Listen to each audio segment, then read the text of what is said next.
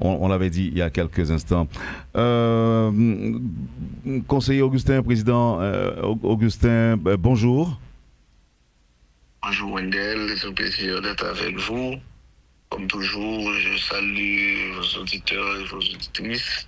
Et je crois qu'il est important ce matin de faire le point sur une question qui avait un peu fait la chronique et qu'il est bon d'apporter quelques précisions, même si je pense que les grandes précisions ont été déjà apportées, notamment avec la note de la présidence, puis avec la note de la direction générale de la migration. Mais par respect pour la population, par devoir de transparence, j'accepte avec vous de faire un dernier point sur la question. C'est ça. Donc, effectivement, vous étiez en République dominicaine. Oui, bien sûr, c'est confirmé. J'étais en République dominicaine pour une question personnelle. Et comme les deux notes l'ont dit, cela a été fait dans le respect des principes et surtout de bonnes relations, les relations de bon voisinage entre les deux peuples. Et vos pères conseillers étaient au courant du voyage? Non, j'étais pas en voyage officiel. J'ai moi-même pas choisi de les informer ou d'exiger le protocole nécessaire enfin, les honneurs que je pourrais recevoir dans la République dominicaine. Parce qu'il ne faut pas abuser. Quand on est en visite officielle, on est en visite officielle. Donc c'était une visite privée et à laquelle j'ai droit. Les Sénégalais, je ne comprends pas. Moi, j'ai vécu 4 ans sur la frontière.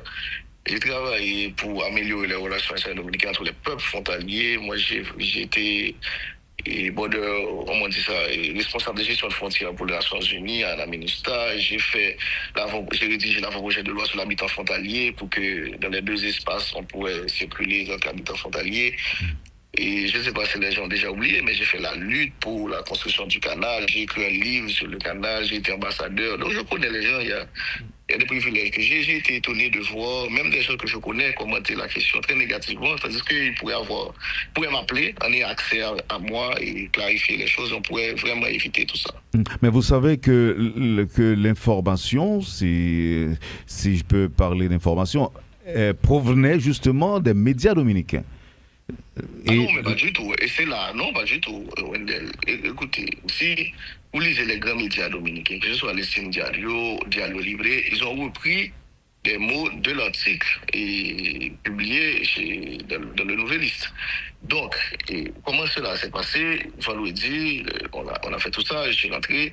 Samedi, il n'y avait rien. Dimanche, lundi, il y a quelqu'un que je connais bien, qui vient en République dominicaine, qui a fait une intervention dans tout ce qu'il y a. Et puis il y a un blog qui est lié à cette même personne qui a publié la question. Mais un silence total des grands médias dominicains. Et ça, c'était le premier point à souligner comme suspect, non?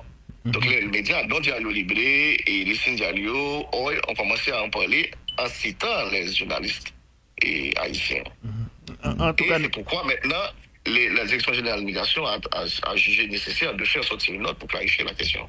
En tout cas, j'ai jamais été appelé, même si c'est le mot convoqué, j'ai pas été convoqué, j'ai été invité à rejoindre les autorités dominicaines et ils m'ont dit pourquoi je n'ai pas choisi d'exiger le protocole, de me faire accompagner. Mais j'étais en visite privée et puis voilà, ils ont vu le document. Ils n'ont même pas scellé le document. Ils ont dit bon voilà, pas de problème. C'est quand ils ont vu le passeport, c'était un président, donc le superviseur était un petit peu paniqué, il voulait avoir l'avis de son directeur régional et qui était occupé avec le directeur général de la migration qui était en visite. Il a fait appeler le directeur général de la migration. J'ai conversé 2 minutes avec lui. Il dit, vous mettez le passeport. Et c'est pas moi qui ai présenté des excuses. C'est le directeur régional de la migration qui a présenté ses excuses. Je suis désolé, président, de vous avoir fait attendre. Donc voilà. Et cette attente avait duré combien de temps?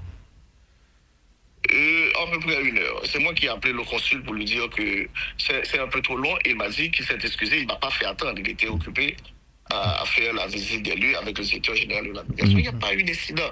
Ouais. Vraiment, c'est inventé. Et je suggère vraiment à nos amis confrères, j'apprécie, Wendell, que vous donniez l'opportunité de clarifier ce point. Et je suis un homme accessible, toujours accessible. Je pense que je suis conseiller président, je ne réponds pas aux appels. Des décisions des gens qui pouvaient confirmer avec moi et me demander mon avis et on pourrait éviter tout ça. Alors, à Métropole, on tentait de vous appeler, mais étant donné qu'il y avait une question de lune de miel donc on voulait pas vous déranger, monsieur le conseiller. Je vous accuserai Wendell, j'apprécie qu'au moins, il faut déjà mettre autant pour le faire, vous donner l'opportunité de faire En effet. Une autre précision, Monsieur Augustin. Voulez-vous nous dire exactement s'il s'agissait, bon, évidemment, c'était une visite privée, personnelle, mais on parlait aussi d'une démarche qui visait en quelque sorte à finaliser un deal immobilier. Est-ce que c'est vrai ça ou est-ce que c'est faux? Je sais qu'il a dit et c'est totalement faux.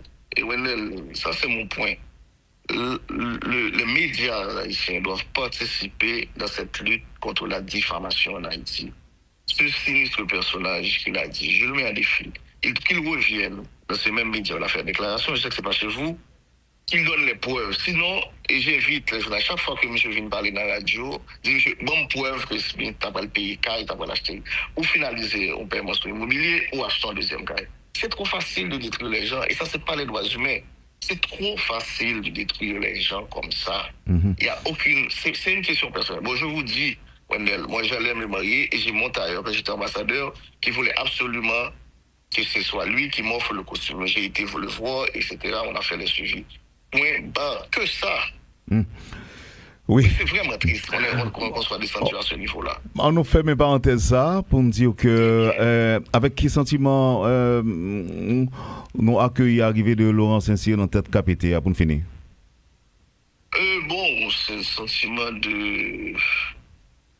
peu d'espoir parce que là, on prend vraiment la dernière courbe et mon collègue Laurent l'a dit clairement, son premier souci, c'est de retrouver la cohésion interne dans nos sécurités, de nous mettre ensemble pour travailler ensemble. Donc on a eu vraiment, le dernier mois, c'était un peu difficile, un peu partout. Il y avait beaucoup d'articles qui disaient qu'on était divisés. Je pense qu'on n'était pas arrivé à ce point-là. Malheureusement, on en parlait vraiment trop. Là, on doit se mettre ensemble, trouver la cohésion et répondre aux principales préoccupations de la population qui sont la question sécuritaire, la relance de l'économie, l'infrastructure et surtout la préparation prochaine, de la rentrée prochaine des classes qui est important. Et après la question sécuritaire, bien sûr. Non, même, tu as une parole qui te fait quoi que tu as des conseillers. Je ne vais pas citer non, au cas où, parce que je n'ai pas de précision sur lui. C'est pas dans le micro au moins, tu as un conseiller qui dit que nous parlons de sécurité après le 7 août. Est-ce que Paul, ça t'a dit vraiment? Est-ce que nous assumons? Non, mais c'est que tout à dit ça, c'est même pas important. La sécurité, à noter de bailler déjà. C'est pas cette route. Il travaille qu'en fait, ce que les gens doivent comprendre, c'est que dans nos situations de faiblesse institutionnelle, quel que soit le pays dans les Caraïbes, comparer combien de policiers le gagnent par rapport à la population et qui gros défis de sécurité le gagnent pour le faire face. Nos situations sont très difficiles, que ce soit en termes de capacité des forces armées et de la police. Donc ça nous a pris du temps. Mais c'est un engagement d'État. Nous devons retrouver la paix, redonner la paix et la sécurité à la population haïtienne, que ce soit le 7 août, que ce soit le 7 mars ou avant. C'est un engagement et cela doit se faire. Et autant que mon collègue Jean ou Leslie Voltaire ou Edgar Leblanc ou tous les membres du conseil étaient engagés vers la sécurité, nous devons bailler, c'est pas une question du 7 août, non? C'est que chaque fois nous arrivons dans Carrefour, que même la nouvelle coordination, etc., c'est un renouvellement de l'engagement du CPT. De base, peuple en sécurité. Les objectifs sont les mêmes, vous l'avez dit, et à plusieurs niveaux. Est-ce que nous toujours Kembe limite pour nous remettre passer Maillé à un pouvoir élu le 7 février 2026 là, ou bien nous commençons à réfléchir à d'autres éventualités compte tenu du fait que rien peut vraiment avancer jusqu'à présent? Et pas dire pourquoi avancer, mais espérer dans la prochaine émission, nous Capchita, avec détails, montrer qui travaille CEP a fait, qui travaille, le comité de pilotage l'a fait, c'est pas avec un zéro, et m'inviter le président Patrick Cécile à venir parler, il y a des travail qu'il a fait très sérieusement, et moi j'applaudis fort qu'il a fait ce bail colossal. Il y a pile avancé, et jusqu'à présent, nous étions fidèles à l'engagement que 7 février nous remettre pays à un président élu. Merci beaucoup, Président Augustin. Je salue votre collègue, je ne sais pas le nom, mais je salue. C'est Wesley. Wesley, ok. Et tout auditeur, auditrice, Métropole, bon travail, Kembela. Merci encore une fois, bon week-end. Bon week-end. Voilà, monsieur, on a fait le point sur la question et ce serait dommage. Hein? Ouais, ce serait dommage. Ce serait dommage. En tout cas, nous ici, on avait reçu un ancien ambassadeur de la République dominicaine sur la question qui avait réagi.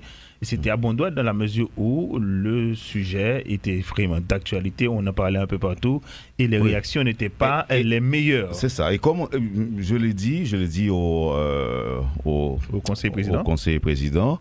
Ça nous a un petit peu dérangé en tant qu'Haïtien. Si c'est vrai qu'il a été interpellé, tout ça. Bon. En tout cas, mieux vaut que ce soit une rumeur. Oui, mieux vaut que ce soit une rumeur. Une mauvaise information. On l'avait dit il y a quelques instants. Conseiller Augustin, président Augustin, bonjour.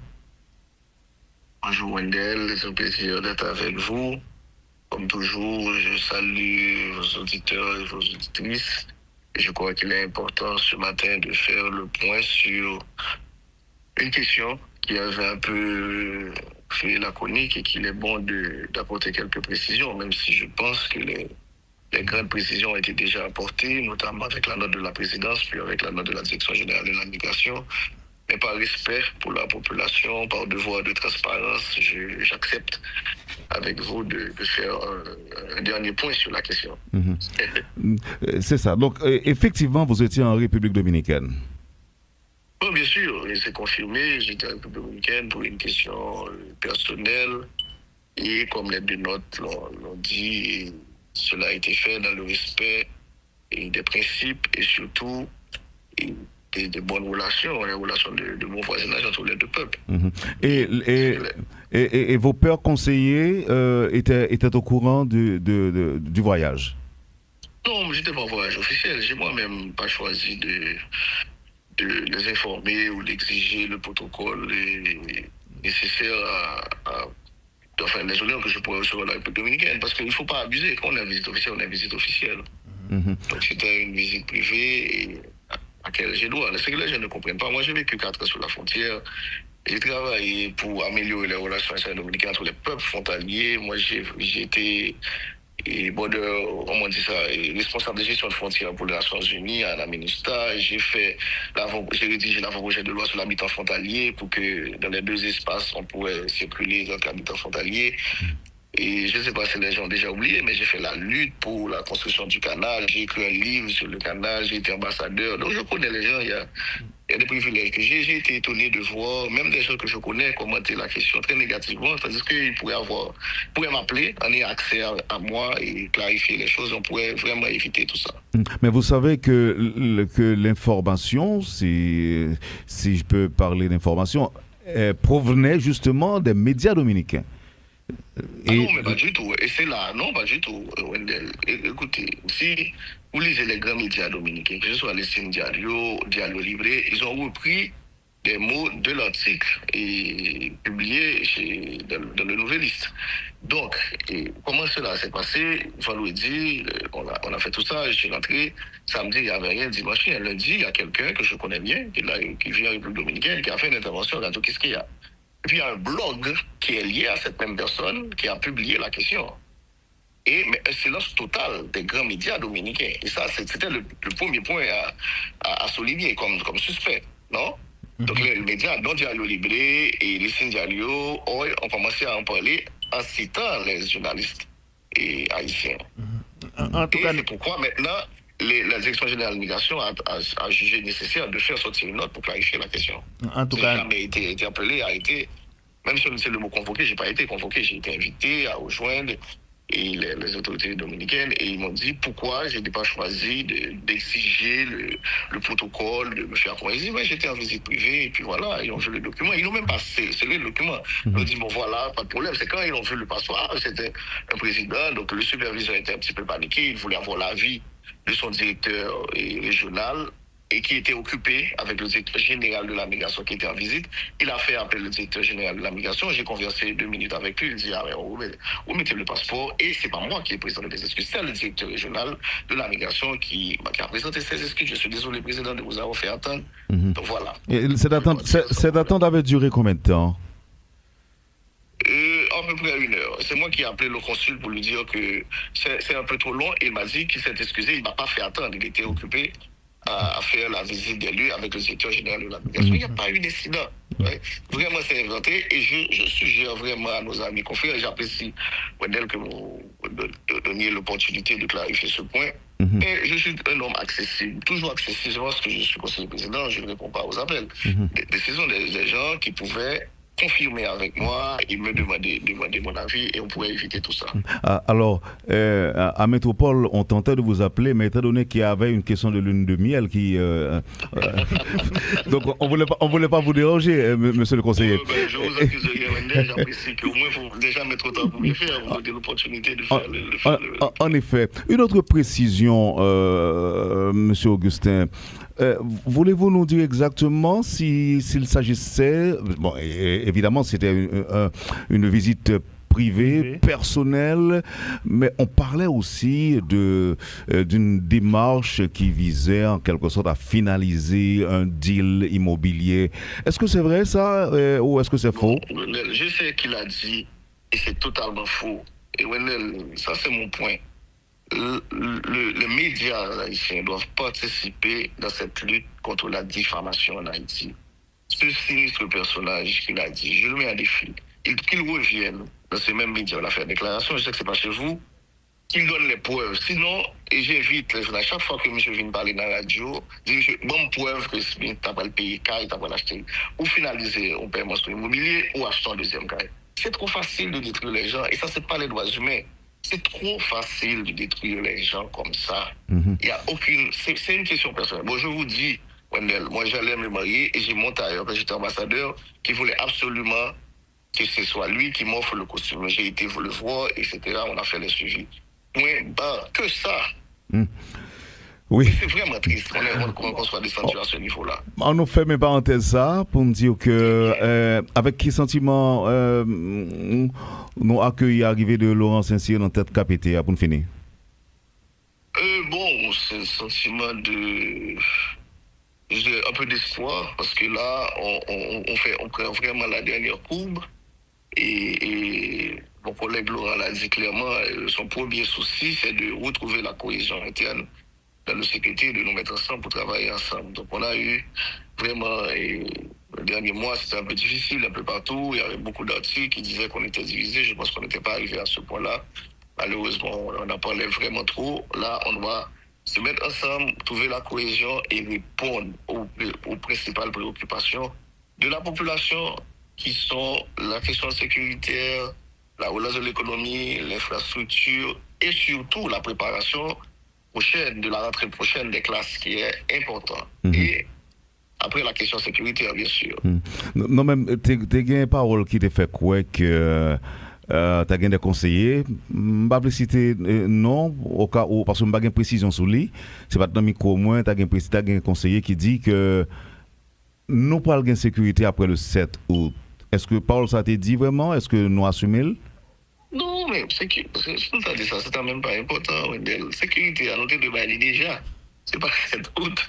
Il travaille qu'en fait, ce que les gens doivent comprendre, c'est que dans nos situations de faiblesse institutionnelle, quel que soit le pays dans les Caraïbes, comparer combien de policiers le gagnent par rapport à la population et qui gros défi d'insécurité le gagnent pour le faire face. Nos situations très difficiles, que ce soit en termes de capacité des forces armées et de la police. Donc ça nous a pris du temps. Mais c'est un engagement d'État. Nous devons retrouver la paix, redonner la paix et la sécurité à la population haïtienne, que ce soit le 7 août, que ce soit le 7 mars ou avant. C'est un engagement et cela doit se faire. Et autant que mon collègue Fridjan ou Leslie Voltaire ou Edgar Leblanc ou tous les membres du conseil étaient engagés dans la sécurité, nous devons bailler, c'est pas une question du 7 août, non.